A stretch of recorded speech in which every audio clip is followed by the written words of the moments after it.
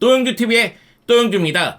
아틀레티코 마드리드의 행보 자체가 상당히 심상치 않습니다. 사실 위기라면 위기고 고비라면 고비인데요. 지금 이 순간을 잘 넘어야지만 올 시즌 농사를 제대로 지었다, 이런 평가를 들을 수 있을 것으로 보입니다. 아틀레티코 마드리드는 지난 주말 라리가 26라운드에서 알메리아를 상대로 원정 경기를 펼쳤는데요. 그 경기에서는 그리즈만이 부상으로 나오지를 못했죠. 그 가운데 앙헬 코레아와 로드리고 데폴의 연속골로 2대2 무승부를 기록했습니다. 사실은 승리를 거두는 분위기였었는데 루카 로메로에게 멀티골을 허용하면서 결국은 승점 1점에 만족할 수밖에 없었죠.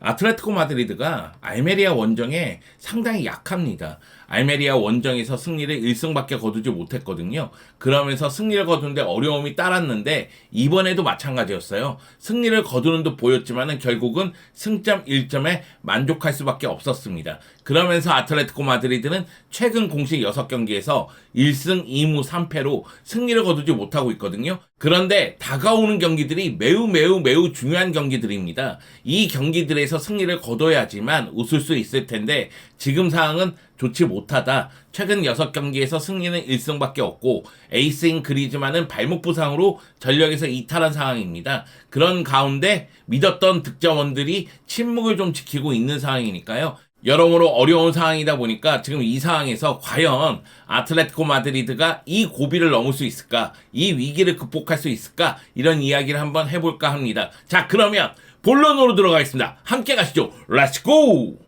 제가 지금 이 순간 아틀레티코 마드리드의 고비라면 고비고 위기라면 위기라고 말씀을 드렸는데, 아틀레티코 마드리드가 현재 코파델레에서도 생존하고 있고 챔피언스 리그에서도 생존하고 있습니다. 그리고 라리가에서는 4위에 위치하고 있어요. 하지만 상황이 마땅치가 않습니다. 일단 최근 공식 6경기에서 1승 2무 3패를 기록했죠. 3패는 라리가에서는 세비야에게 0대1 패배, 코파델레에서는 빌바오에게 0대1 패배, 챔피언스 리그에서는 인테르에게 0대1 패배를 당한 겁니다. 현재 라리가에서 4위에 위치하고 있는데 3위 바르셀로나하고 승점차가 5점 차로 벌어지고, 그리고 5위 빌바오하고의 승점차가 지금 3점이거든요. 결국 아틀레티코 마드리드가 라리가에서도 집중을 해야 됩니다. 자칫 잘못하면은 올 시즌 라리가 5위로 떨어질 수도 있는 상황이에요. 그 정도로 빌바오의 추격이 만만치 않다, 이렇게 설명드릴 수가 있겠는데요. 물론 빌바오 같은 경우에는 지난 베티스전에서 패배를 당하긴 했지만 최근 흐름 자체가 매우 좋으니까요.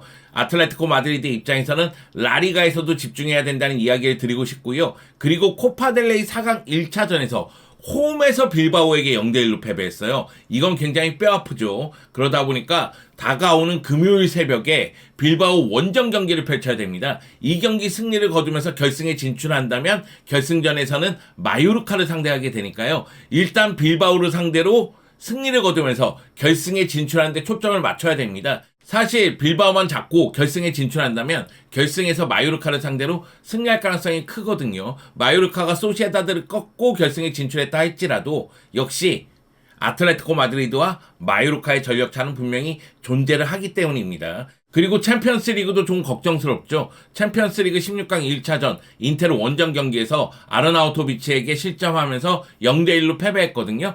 홈에서 뒤집어야 되는데, 물론 아틀레티코 마드리드는 올 시즌 홈에서 매우 막강합니다. 홈에서 패배는 1패밖에 없어요. 조금 전에 얘기한 코파델레이 4강 1차전 빌바오전 0대1 패배밖에 없거든요. 그런데 인테르도 원정에 강하기 때문에 이 경기도 걱정스럽습니다. 그러다 보니까 아틀레티코 마드리드가 지금 이 순간 위기라면 위기고 고비라면 고비라고 말씀을 드리는 거예요. 그렇다면 아틀레티코 마드리드는 왜 최근 부진한가? 이 부분에 대해서 이야기를 나눠봐야 될 것으로 보입니다. 사실 아틀레티코 마드리드는 전반기에 파괴력을 앞세워서 상대를 제압하는 힘을 보여줬습니다. 특히 원투펀치, 모라타와 그리즈만의 활약은 눈부셨죠. 하지만 원정에서 성적을 거두지 못했어요. 올 시즌 라리가에서는 원정에서 6패나 기록할 정도로 어려움을 겪다 보니까 홈 성적이 좋더라도 원정에서의 패배로 순위를 끌어올리는데 좀 어려움을 겪었습니다. 그리고 최근에는 믿었던 원투펀치가 침묵하고 있습니다. 원투펀치 한준희 장지현 아니에요. 원투펀치는 바로 알바로 모라타와 그리즈만이죠. 알바로 모라타와 그리즈만은 올 시즌 공식 경기에서 37골을 합작하고 있습니다. 말 그대로 강력한 힘을 발휘하고 있는데요. 라리가에서도 무려 24골을 합작하고 있어요. 알바로 모라타 같은 경우에는 공식 경기에서 19골, 라리가에서는 13골을 얻고요. 그리즈만은 공식 경기에서 18골 7개의 도움, 그리고 라리가에서는 11골 6개의 도움을 기록하고 있습니다. 이 두 명이 힘을 발휘했기 때문에 전반기에 아틀레티코 마드리드는 파괴력을 보여줬거든요. 그런데 이 두 선수가 침묵하고 있습니다. 모라타가 발목 부상을 당하면서 전력에 이탈했다가 돌아오니까 그리즈만이 발목 부상으로 전력에서 이탈한 상태거든요. 그리고 이 두 선수가 최근 들어서 제대로 득점포를 가동하지 못하고 있는 것도 문제죠. 모라타 같은 경우에도 1월 22일 이후로는 득점포를 가동하지 못하고 있고, 그리즈만도 1월 18일 이후로는 골을 넣지 못하고 있습니다. 물론 아틀레티코 마드리드는 벤치에 있는 공격수들이 나름대로 힘을 발휘합니다. 앙헬 코레아 같은 경우에는 지난 알메리아전 골을 넣으면서 최근 리그 2경기 연속 골을 넣었고, 올 시즌 공식 경기에서 8골을 넣었습니다. 멤피스 데파이 같은 경우에도 부상으로 전력에서 이탈한 경우가 있었지만 돌아와서 출전 대비 득점력은 나쁘지 않습니다. 데파이 같은 경우에도 공식 경기 8골을 넣었죠. 그리고 왼쪽 공격을 책임지는 사무엘 리누 같은 경우에도 6골을 넣으면서 나름대로 힘을 발휘하고는 있지만, 역시 아틀레티코 마드리드가 상대의 힘으로써 제압하기 위해서는 모라타와 그리즈만이 터져줘야 됩니다. 이 두 선수가 침묵하면서 최근 무득점 경기가 조금씩 늘어나는 듯한 느낌이 들어요. 그리고 사실 원투펀치가 침묵하고 있을 때는 미드필드 라인에서 득점 지원이 돼야 되는데, 올 시즌 아틀레티코 마드리드의 미드필더들은 득점 지원을 못하고 있습니다. 물론 마르코스 요렌테가 최전방, 중앙 미드필더, 오른쪽 윙백, 다양한 포지션을 소화하면서 나름대로 득점포를 가동하고 있죠. 공식 경기에서 6골 5개의 도움을 기록하고 있으니까요. 하지만 다른 미드필더들의 득점 지원은 매우 미약합니다. 사울리게스, 코케,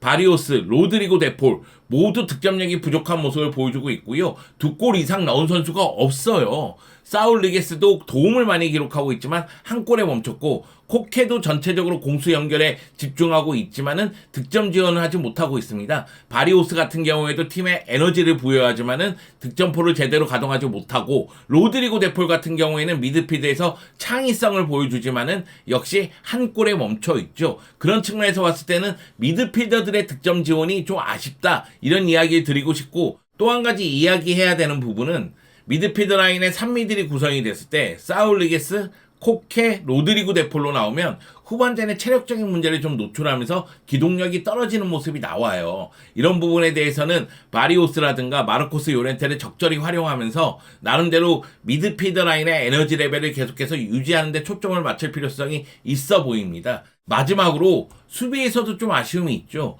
저희가 수비력 하락이라는 표현을 했는데 수비력이 하락했다고 보긴 좀 어려워요. 저는 아틀레티코 마드리드가 기존의 4-4-2 포메이션 바탕으로 두 줄 수비를 펼치면서 공간을 지켰을 때 끈끈함과 지금 3-5-2를 바탕으로 해서 빠르게 공격을 전개시키고 라인을 계속해서 위아래로 조정해야 되는 상황은 차이가 있다고 생각을 합니다. 당연히 후자가 실점이 많을 수밖에 없죠. 다만 아쉬운 점이 있다면 저는 수비 집중력에 대해서는 이야기를 해야 될 것 같아요. 실점하지 않아야 되는 장면에서 미드필더 라인이라든가 수비 라인에서 실수가 나오면서 실점하는 모습이 최근 들어서 눈에 띄거든요. 그리고 에르모소하고 악셀 비첼이 워낙에 잘해주고 있는데 3백의 한 자리, 물론 호세 히메네스가 몸 상태가 좋다면 호세 히메네스가 나올 수도 있겠고, 사비치 같은 경우가 실수가 없다면 사비치가 나오는 경우도 있는데 그 한 자리가 계속 바뀌는 것도 걱정스럽긴 합니다. 여기다가 미드필더들이 후반전 들어서 체력적인 부담이 따르니까 간격이 약간 벌어지는 경우도 생겨요. 이런 부분에 대해서는 시메오네 감독이 좀 고심해야 될 것으로 보입니다.